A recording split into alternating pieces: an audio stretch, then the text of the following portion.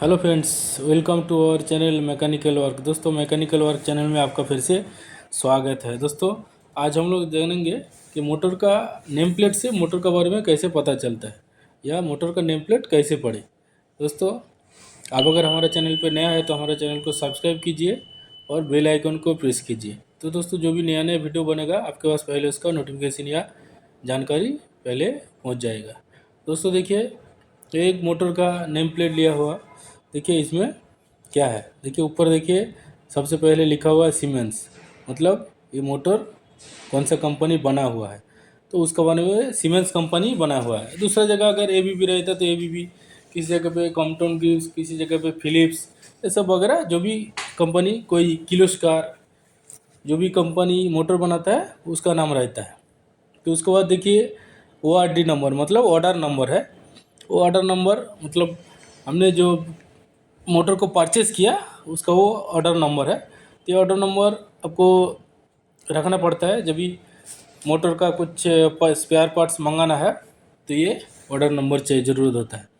तो उसके बाद देखिए दोस्तों, IEC 60034.1 ये लिखा है। IEC का क्या मतलब है? International electro technical commission. इसका कुछ रूल है, वो रूल का हिसाब से ये मोटर बना है कि नहीं वैसे लिखा है, उस रूल का इसी नंबर का हिसाब से बना हुआ है। उसके बाद देखिए IS रेफरेंस नंबर लिखा है, मतलब IS का मतलब इंडियन स्टैंडर्ड रेफरेंस नंबर 325, उसका हिसाब से ये बना हुआ है। उसके बाद लेफ्ट साइड में आके देखिए, इधर लिखा है ड्यूटी। ड्यूटी में क्या लिखा है? S1। ये ड्यूटी है, मतलब मोटर कैसे, कितना दूर तक चलेगा, कितना टाइम तक चल सकता है, इसका लिखा है ड्यूटी। ड्यूटी मतलब इसमें S1 लिखा है। S1 का मतलब है कंटिन्यूअस रन, मतलब इसको रेस्ट देने का ज़रूरत नहीं पड़ेगा, कंटिन्यू चालू रख सकते हैं आप। अगर S1 के जगह पर अगर S2 रहता तो इसको शॉर्ट टाइम ड्यूटी के हिसाब से चलाना पड़ता है। जैसे आधा घंटा 1 घंटा चालू किया, कुछ टाइम उसको रेस्ट दिए, फिर चालू किए, ऐसे रन पड़ती है। S1 S2 S3 S4 ऐसा करके नंबर आता है। उसके बाद देखिए IP55 लिखा हुआ है। IP55 मतलब इंक्रीज प्रोटेक्शन। इंक्रीज प्रोटेक्शन क्या होता है? इसका क्या है, पहला जो डिजिट है ये सॉलिड इंडिकेट करता है और दूसरा डिजिट है ये वाटर का इंडिकेट करता है। ये सॉलिड मतलब जैसे डस्ट हो, कोई मटेरियल का पार्ट्स हो, ये सब अंदर जा सकता है कि नहीं। और दूसरा वाटर, इसमें क्या है, सबसे सॉलिड में क्या है 0 से 6 तक रहता है और वाटर में 0 से 8 तक रहता है। इसमें अगर 55 56 57 ऐसा करके रहेगा, अगर 68 रहता है तो ये 100% वेदर प्रूफ रहता है।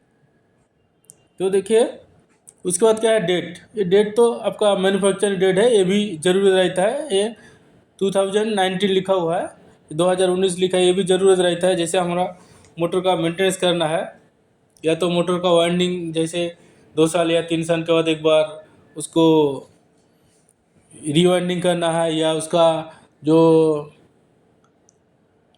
कोटिंग रहता है उसको दोबारा कोटिंग करना पड़ता है कॉयल का, इसके लिए डेट जरूरी रहता है।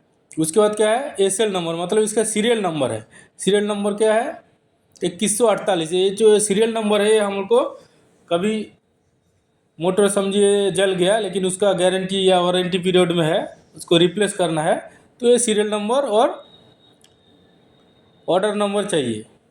ये जो सीरियल नंबर है ये क्या करता है, मोटर का आइडेंटिफिकेशन बताता है, मतलब।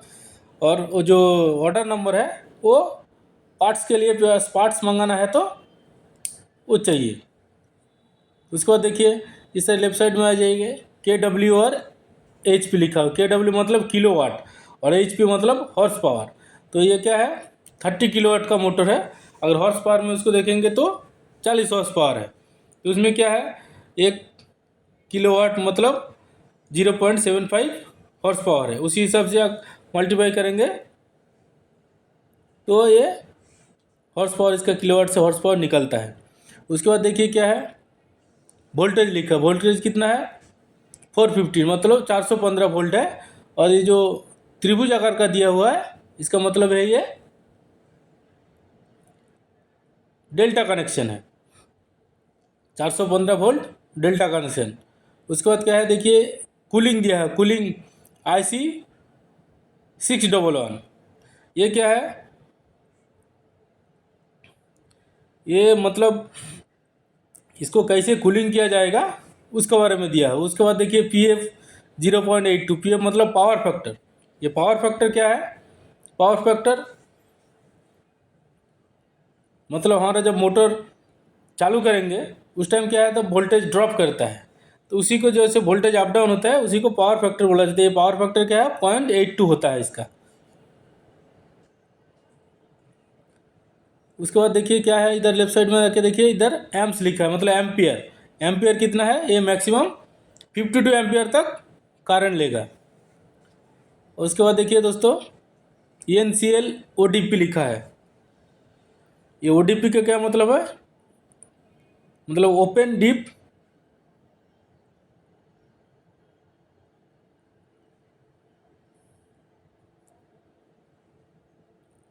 इसका मतलब ओपन डीप प्रोफ। इसमें क्या होता है, मतलब इसका जो बाहर तरफ जो विंग्स लगा हुआ रहता है, आप देखेंगे तो वो उसमें अगर पानी या कुछ मटेरियल गिरा वो कितना दूर तक नीचे गिर जाए उसके बारे में इसका बताता है। उसके बाद देखिए PH3 दिया, PH मतलब फेज, ये 3 फेज का मोटर है उसके बारे में। उसके बाद देखिए इसका वेट दिया हुआ है, वेट 140 kg। उसके बाद लेफ्ट साइड में आइए देखिए RPM दिया हुआ है 1500। RPM मतलब क्या होता है, रिवैल्यूएशन, रिवैल्यूएशन पर मिनट। मतलब ये क्या है, हम लोग का मोटर जब घूमता है आगे का शाफ्ट 1 मिनट में कितना राउंड घूमता है उसके बारे में ये बताता है। मतलब RPM इसका 1 मिनट में 1500 है। उसके बाद हार्ट्ज कितना है, 50। हमारा जो इंडियन का जो इलेक्ट्रिकल का है वो हार्ट्ज में किया जाता है, वो 50 है इसका। उसके बाद KVA कोड G है, मतलब ये कितना KVA करंट लेता है उसका कोड है G। इसका एक लिस्ट आता है वो आपको दिखाएंगे। उसके बाद देखिए दोस्तों फ्रेम, इसका फ्रेम क्या है 2860, मतलब 286T। ये 286T क्या करता है, ये जो फ्रेम का जो साइज है इसका बॉटम से आपका शाफ्ट का सेंटर का डिस्टेंस बताता है, और बेस फ्रेम का होल का साइज बताता है, उसका प्लेट का साइज बताता है। उसके लिए जैसे जब फ्रेम का नंबर आएगा उस हिसाब से उसका रहेगा।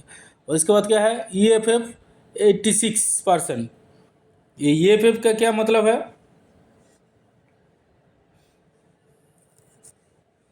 दोस्तों देखिए ये EFF का क्या मतलब है, इसका एफिशिएंसी, एफिशिएंसी क्या है 86% है। मतलब इसका अगर 100% इसका इधर अगर करंट दिया मतलब हम लोग, तो उसका जो आउटपुट शाफ्ट में जो घूमेगा वो 86% उसका आउटपुट निकलता है, मतलब कुछ पावर लॉस होता है। उसके बाद देखिए क्या है पोल, पोल इसका 4 पोल है। 4 पोल है मतलब अंदर का जो वायरिंग रहता है उसका अंदर पोल का ये दिया हुआ है, ये 4 पोल का है। उसके बाद देखिए क्लास, इसका क्लास दिया हुआ है क्लास इंसुलेशन। जैसे इंसुलेशन का क्लास है, ये इसका क्या है F दिया हुआ है। F का क्या मीनिंग रहता है 155 डिग्री सेल्सियस सेंटीग्रेड। इसमें क्या होता है 155 डिग्री का ऊपर अगर जाएगा तो ये इसका वार्निंग जल सकता है।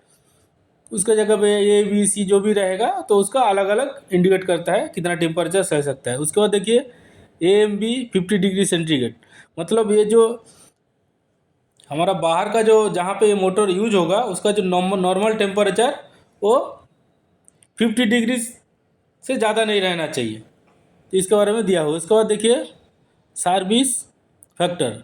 ये सर्विस फैक्टर में क्या है, सर्विस फैक्टर 1.15, मतलब जो इसका कैपेसिटी रहेगा उससे 1.15 गुना इसका आप लोड दे सकता है।